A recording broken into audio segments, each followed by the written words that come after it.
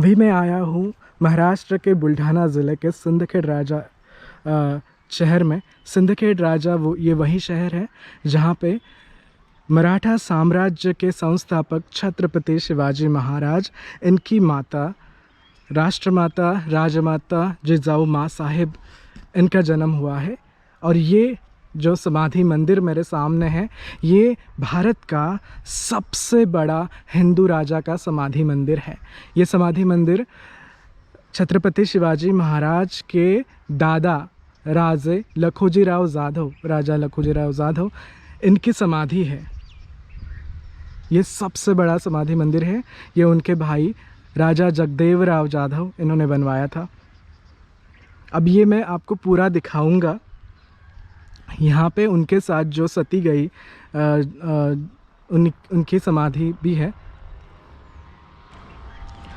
आपको पता है छत्रपति शिवाजी महाराज को ये जो मराठा साम्राज्य है, ये बनाने की संकल्पना उनकी माता से ही आई थी। उनकी माता का जन्म यहीं सिंदखेड राजा में उनके राजवाड़े में हुआ, राजा लखोजीराव जाधव इनके राजवाड़े में। और यहीं पे उनके पिता की यानी राजमाता राष्ट्रमाता जिजाऊ माँ साहिब के पिता की समाधि है। उनका कत्ल, राजा लखोजीराव जाधव इनका कत्ल निज़ाम ने करवाया था। डेट थी 1629। छत्रपति शिवाजी महाराज का तब जन्म भी नहीं हुआ था। उनका जन्म 1630 में हुआ। जब उनकी हत्या हो रही थी तब छत्रपति शिवाजी महाराज उनके माँ के पेट में थे। हत्या का कारण भी बहुत ही छोटा था। और सिर्फ उनकी ही हत्या नहीं, उनके साथ उनके बेटों की भी हत्या कर दी गई थी। जिस राजा ने देवगिरी का किला जीता था, भारत के किसी भी राजा ने देवगिरी का किला कभी नहीं जीता, पर राजा लखोजीराव जाधव ये वही व्यक्ति थे जिन्होंने, वही राजा थे जिन्होंने देवगिरी का किला जीत के निज़ामों को दिया था। अर्थात उन्होंने इसके बदले उन्हें खिताब वगैरह सब दिए थे, पर उसके बाद उसी किले में उनकी हत्या कर दी गई थी। तो हम ये समाधि मंदिर देखते हैं। देखिए, इस पे लिखा है राजा लखोजीराव जाधव यांची समाधि। ये मराठी में लिखा है, मतलब इनका समाधि मंदिर। इसका जो ये पूरा बनाने में का जो टाइम लगा है वो है 1630 से 1640, यानी कि 10 साल का जो टाइम है वो लगा है। और उस टाइम पे जो निज़ाम थे या फिर जो भी थे, वो इतनी बड़ी समाधि बनाने में बहुत व्यत्यय ला सकते थे, लेकिन उन्होंने ऐसा किया नहीं है। अभी के राजमाता जिजाऊ और राजा लखोजीराव जाधव, इनके जो डिसेंडेंट है, वंशज है, उन्होंने मुझे बताया कि उन्हें इस बात का पश्चाताप हुआ होगा और इस वजह से ही उन्होंने ये समाधि बनाने दी, इस समाधि का निर्माण होने दिया। यहाँ पे बहुत सारे और भी समाधि स्थान हैं, समाधि मंदिर हैं, जो कि कहते हैं कि इनके साथ जो महिलाएं या जो सती जाने की प्रथा थी, तो सती गई होगी तो उनकी समाधि है। तो इसमें ये पता नहीं लगता है कि राष्ट्रमाता जिजाऊ माँ साहिब की माता थी इनमें या नहीं, क्योंकि यहाँ पे ऐसे मतलब किसी पे भी कुछ लिखा नहीं है। यहाँ पे देखिए, ये हाथ है और ये एक स्त्री की समाधि है, समाधि मंदिर है। नीचे पैर दिखाए गए और ऊपर एक लेग भी है, लेकिन वो पढ़ नहीं सकते हैं। यहाँ पे ऐसे कई सारी है। यहाँ पे बहुत ही खूबसूरत नक्काशी इस पे की गई है। और ये है मुख्य समाधि मंदिर। राजा लखोजीराव जाधव ये वही राजा थे जिन्होंने देवगिरी का किला जीत के दिया था। अब अलाउद्दीन खिलजी भी है, लेकिन उन्होंने छल कपट से जीता था। लेकिन राजा लखोजी राव जाधव ये अपने पूरे शक्ति के साथ लड़े थे और इन्होंने देवगिरी का किला जीता था। देवगिरी का किला जीतने वाले अकेले राजा लखोजी राव जाधव इतिहास के ऐसे राजा थे। बहुत ही खूबसूरत तरीके से इसे बनाया गया है। पत्थरों को तराश के इस समाधि को बनाया गया है। सबसे पहले तो मैं अंदर जाके राजा लखोजी राव जाधव और उनके 3 पुत्र, मतलब 2 पुत्र थे और एक उनके पोते थे, तो उनकी समाधि अंदर है। यहाँ पे एक लेख भी है जो मोड़ी लिपि में है और इसमें उन्हीं के बारे में इन्फॉर्मेशन दी गई है।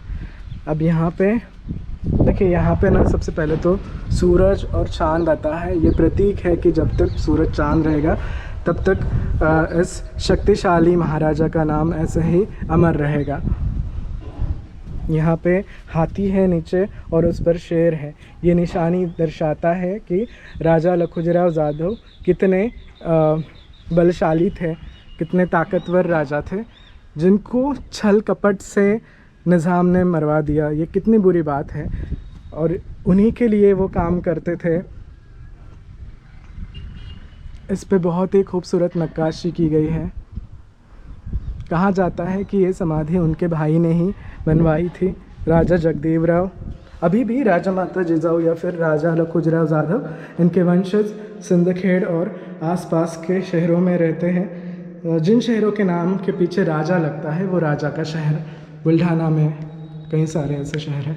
देखिए यहाँ पे लिखा है राजा लखोजी राव जाधव आणि त्यांची 3 मुले, मतलब उनके 3 लड़के।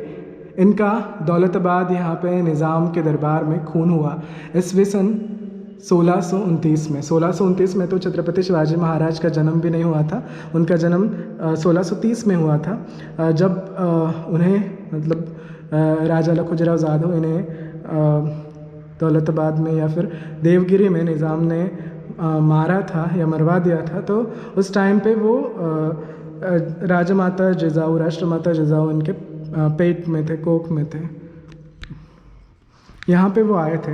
अभी अंदर ना उनकी समाधि है, तो हम उसके दर्शन करते हैं। यहाँ पे महादेव दिखेंगे और इसी महादेव के नीचे समाधि स्थान है, दर्शन करिए। इसके पीछे बहुत खूबसूरत सी प्रतिमा थी, वो अब नहीं रही। यहाँ पे भी चांद और सूरज दिखाया है। नमस्ते कीजिए। ये वही जगह है और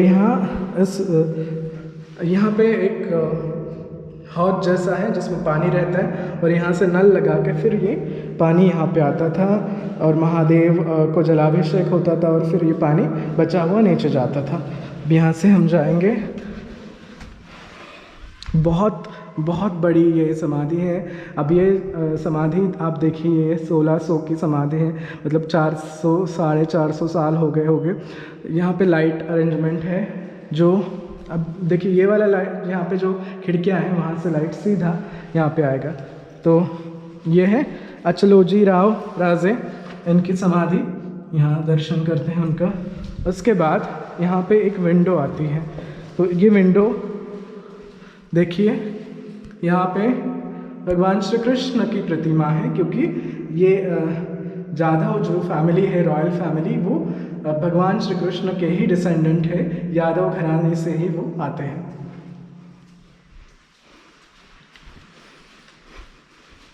यहाँ पे है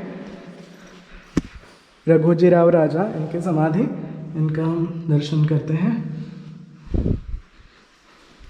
देखिए लाइट अरेंजमेंट जो है वो बहुत खूबसूरत है। यहाँ पे ऊपर जाने के लिए रास्ता भी है, पर वो यहाँ से शायद हम जा सकते हैं, मैं दिखाऊँ आपको ऊपर जाके। ये है यशवंतराव राजा, इनकी समाधि, इन्हें भी यहीं से प्रणाम करते हैं। हिंदवी स्वराज्य जो स्थापन हुआ वो राजा माता, राष्ट्रमाता जिजाऊ, इनके द्वारा प्रेरणा लेके इनके सपूत यानी कि पुत्र छत्रपति शिवाजी महाराज उन्होंने स्थापन किया, लेकिन उसके जो बीज थे वो इस सिंदखेड़ राजा नगरी में बोए हुए थे। यहीं से शुरुआत हुई थी। अब यहाँ पे बहुत पुरानी पुरानी प्रतिमाएं हैं जो उसी काल की है। इनकी हेयर देखिए, बहुत ही सुंदर। देखिए इस पर कितनी सुंदर सुंदर मूर्तियाँ बनाई हैं। ये उस काल को दर्शाती है जिस काल में ये समाधि मंदिर बना है। देखिए कितनी खूबसूरत है। केश रचना देखिए इनकी। और ख़ास ख्याल इसका भी रखा गया है कि ये कंजस्टेड ना हो। वैसे तो ये बहुत बड़ी है, क्योंकि आप देखिए कितनी बड़ी है।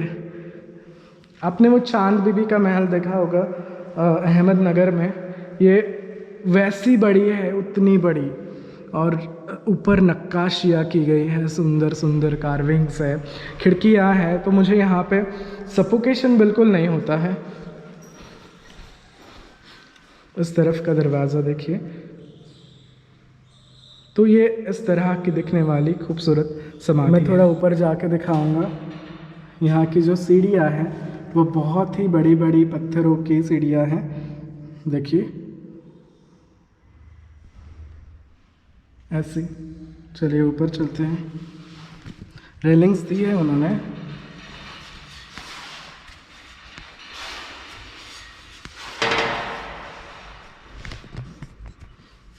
खिड़कियाँ हैं और छोटे छोटे रास्ते हैं। अब ये जो गुंबद है उस पर देखिए खूबसूरत काम किया गया है, बहुत ही सुंदर है, अद्भुत है।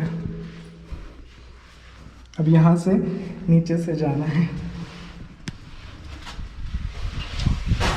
खिड़कियाँ देखिए, ये बाहर का नज़ारा है। यहाँ से और भी ऊपर है थोड़ा। मेरे पास बैग भी है तो चलिए और थोड़ा ऊपर में जाना है। अब क्रिस क्रॉस है, देखिए बहुत छोटी छोटी ये सीढ़ियाँ हो रही हैं अभी। हवा बहुत तेज है।